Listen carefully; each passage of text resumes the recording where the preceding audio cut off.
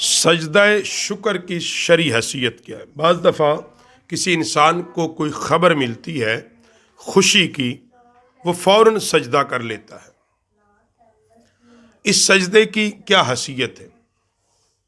اس کے بارے میں تمام فقہاء نے اور بالخصوص اس پر پورا ایک موضوع باندھا ہے قبلہ مفتی منیب الرحمان مدث اللہ علی نے اپنی کتاب کے اندر، اور انہوں نے اس پہ بڑی تفصیل سے گفتگو کی ہے،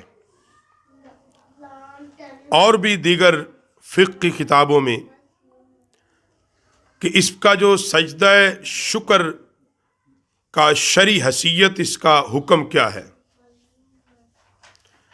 تو متعدد مواقع پر رسول اللہ صلی اللہ علیہ وسلم اور صحابہ اکرام علیہم رضوان نے سجدہ شکر ادا کرنا ثابت ہے، آقا علیہ السلام سے بھی اور صحابہ اکرام علیہم رضوان سے بھی۔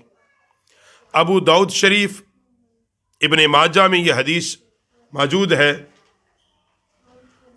کہ رسول پاک صلی اللہ علیہ وسلم کو جب کسی اچھی بات کی خوشخبری سنائی جاتی تو آپ اس پر رب ذوالجلال کا شکر ادا کرنے کے لیے سجدے میں گر جاتے۔ ایک موقع پر ایک لنچے اور ایک ناقص الخلق شخص کے پاس سے آپ کا گزر ہوا تو آپ سواری سے اترے اور سجدہ شکر ادا کیا۔ کس بات پر؟ کہ اللہ تعالیٰ نے آپ کو اس عیب اور معذوری اور مصیبت سے محفوظ رکھا ہے۔ یعنی نبی علیہ السلام ایسے انسان کے پاس سے گزرے جس میں کوئی معذوری تھی، جسمانی معذوری تھی، تو آقا علیہ السلام نے سواری سے اتر کر سجدہ شکر ادا کیا، اللہ نے مجھے محفوظ رکھا ہے۔ یعنی اس بنیاد پر بھی کرنا کہ اللہ تیرا شکر ہے کہ تو نے مجھے ہاتھ پاؤں سلامت دیے، تندرستی والی زندگی دی، اس پر سجدہ کرنا، اللہ کا شکر ادا کرنا، یہ بھی نبی علیہ السلام کی سنت ہے۔ نبی کریم صلی اللہ علیہ وسلم کو جب دشمن اسلام ابو جہل کے قتل کی خبر دی گئی تو آپ نے نماز شکر ادا کی، نماز شکر۔ اور ایک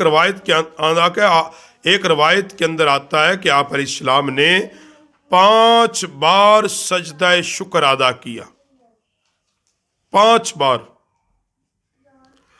اور حضرت زینب رضی اللہ تعالیٰ عنہ کو یہ خبر ملی کہ نبی علیہ السلام نے اللہ رب العالمین نے اپنے رسول کریم صلی اللہ علیہ وسلم کو ان سے نکاح کا حکم دیا ہے۔ حضرت زینب جو حضور کی زوجہ محترمہ، کہ اللہ نے اپنے رسول کو ان سے نکاح کا حکم دیا ہے، تو انہوں نے اس نعمت پر اللہ کا شکر ادا کیا کہ میرا نکاح رسول پاک علیہ السلام سے ہوگا۔ ہاں، سجدہ شکر نہ واجب ہے، نہ فرض ہے، اور فقہاء نے اس کو سنت متواترہ کے درجے میں بھی نہیں رکھا، بلکہ اس کو مستحب لکھا ہے، مستحب لکھا ہے اس کو۔ اسی طرح آپ کو کوئی بھی اچھی خبر ملے، آپ کے اللہ نے بیٹا جیسی نعمت دی، اولاد جیسی نعمت دی، سجدہ شکر کر سکتے ہیں۔ کہ جس وقت نبی علیہ السلام فتح مکہ کے موقع پر داخل ہو رہے تھے مکہ المکرمہ میں، تو آقا علیہ السلام اپنی سواری پر بیٹھ کر سر کو جھکا رہے تھے، حتیٰ کہ اونٹ کے پالان کو آپ کا سر لگ رہا تھا۔ اور بعض نے لکھا کہ وہ نبی علیہ السلام اس حالت میں اللہ کی بارگاہ میں سجدہ شکر ادا کر رہے تھے۔